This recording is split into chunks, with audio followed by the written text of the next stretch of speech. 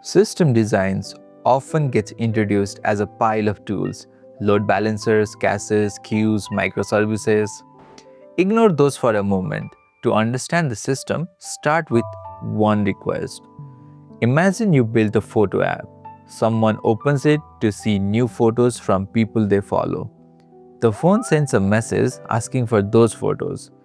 A computer receives the message, runs your code, finds the data, and sends a reply.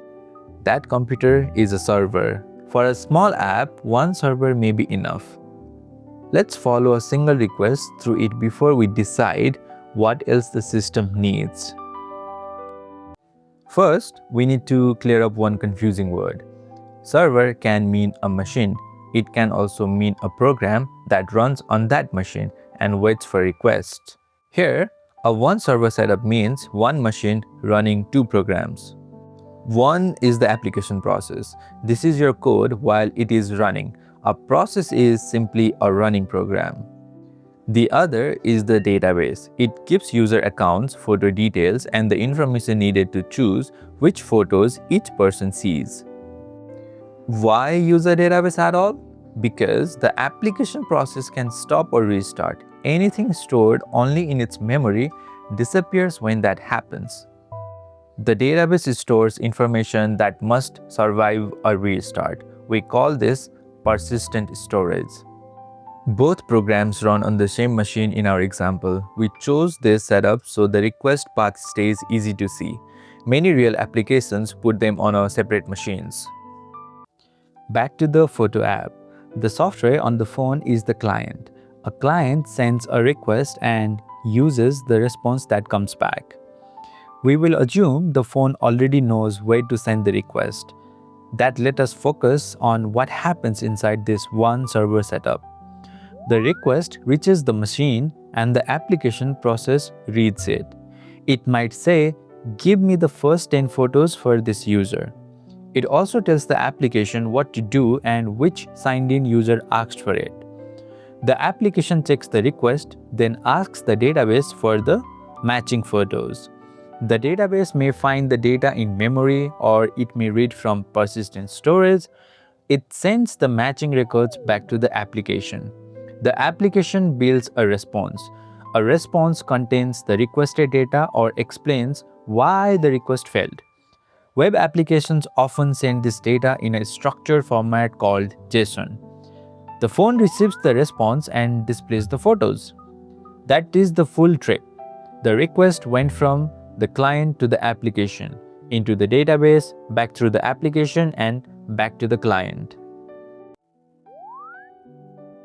One tap on the screen created work across the machine. Each step used a limited resource. The application used CPU time to check the request, run its logic, and build the response.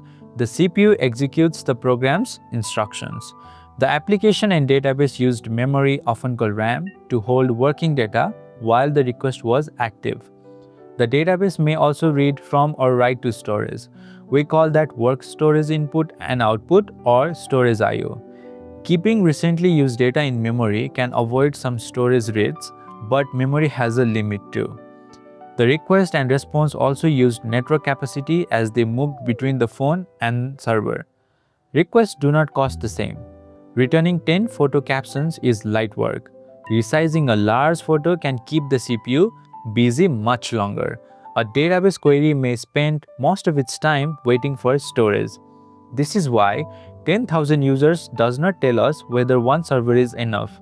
10,000 accounts may be easy to support if few people open the app. 100 people can be hard to support if they upload and resize photos at the same time. Capacity depends on the request.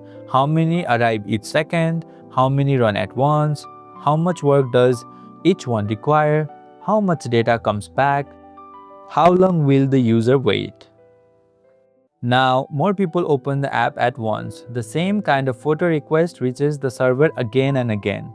As long as the server completes requests as fast as they arrive, the photos appear on time.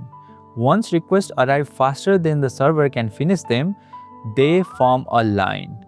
The line grows, photos take longer to appear, Some requests wait past their time limit, so the client shows a timeout or an error. The cause depends on the workload. The CPU may be busy running application code. The database may be waiting on storage. The network may be carrying as much data as it can handle. Running out of memory causes a different failure. The operating system may kill a process to recover memory. New requests fail until the application restarts. Data held only inside that process disappears.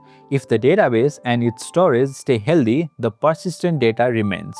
Servers also go down because of bugs, hardware failures, power loss, and failed dependencies. Hitting a resource limit is one cause of an outage. It is not the definition of a crash. Quick disclosure before we fix this. The DigitalOcean link in the description is an affiliate link. If you sign up through it, I earn a commission and it costs you nothing extra. Nobody there paid for this video or read the script. A Droplet is one virtual machine rented by the hour. It runs the application process and the database side by side, exactly the setup we just drew, which matters because of what we are about to do it. If monitoring shows that the machine is short on resources, the simplest fix may be a larger machine. Moving the setup to a machine with more CPU, more memory, faster storage, or more network capacity is called vertical scaling. Engineers also call it scaling up. Scaling up buys more room without changing the request path. It is often the right first move. But every machine has a ceiling. Large machines get expensive and maintenance or failure still takes the whole application offline. The machine remains a single point of failure. Backups do not change that. A backup lets you restore data later. It does not serve requests while the machine is down. Now suppose monitoring shows that the application and database are competing for resource. You could move that database to its own machine. Each workload now has its own CPU, memory, and storage. You can scale the application and database separately. The separation adds a network call between them. You also have two machines to configure, monitor, and protect.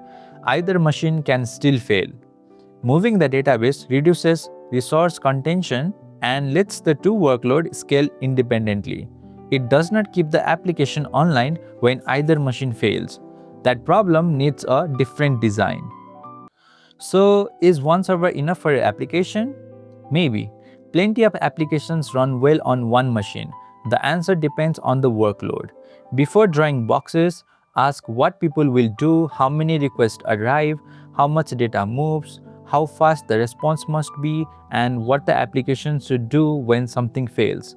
Those answers come before the architecture diagram. In the next video, we will turn a rough product idea into technical requirements.